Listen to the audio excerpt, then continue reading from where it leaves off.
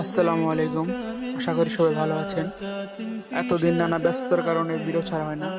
আসলে ভিডিও করে রাখা হয় কিন্তু এগুলো এডিটিং করার সময় পাই না। আপনাদের যদি আমার ভিডিও ভালো লেগে থাকে তাহলে অবশ্যই লাইক, শেয়ার এবং ফলো করবেন, তাহলে ভিডিও করার উৎসাহ পাবো।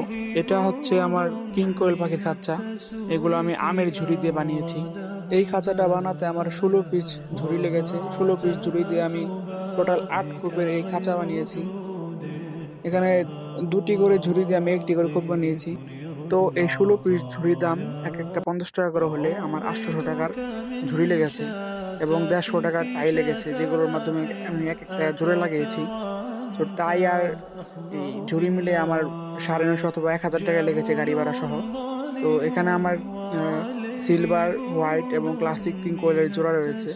আমি যে ক্লাসিক পিঙ্ক কোয়েলের জোড়া দিয়েছি এগুলো আমি আসলে নির্ণয় করতে পারছি না, এগুলোর ফিমেলগুলো কিভাবে আমি চিনবো বুঝতে পারছি না। আপনারা যদি কেউ অভিজ্ঞ হয়ে থাকেন আমাকে অবশ্যই জানাবেন আমার ভিডিও দেখে।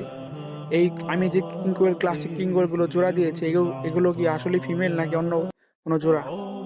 আর এগুলো হচ্ছে আমার ইউরোপিয়ান হোয়াইট জায়ান্ট কটনিক্স। এগুলো ডিমে আসা শুরু হয়েছে। আমি প্রতিদিন 2-3টা করে ডিম পাই।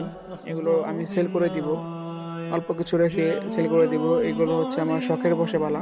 আমি জাপানিজ কোয়েল পাখি কিনবো, সেই জন্য এখান থেকে আমি সবগুলো বিক্রি করে প্রায় 10 থেকে 20টার মতো কোয়েল পাখি রেখে বাকিগুলো সব বিক্রি করে দিব। যদি কেউ নিতে চান আমার সাথে যোগাযোগ করবেন। এখানে আমার মুরগি সেট আপ দিয়েছি, আমি ইনশাল্লাহ মুরগির খামারও করব, দেশি মুরগির খামার। আমি খাঁচা তৈরি করতেছি আর এটা আমার পাশে বাচ্চাগুলোর ভিতরে বাচ্চা রাখা আছে। তো আমার এই যে কিং কোয়েল গুলো দেখে অবশ্যই ক্লাসিক কিং কোয়েল গুলো দেখে বলবেন যে যে ফিমেল গুলো ওগুলোকে আসলে ফিমেল, আর ফিমেল গুলো চিনার উপায়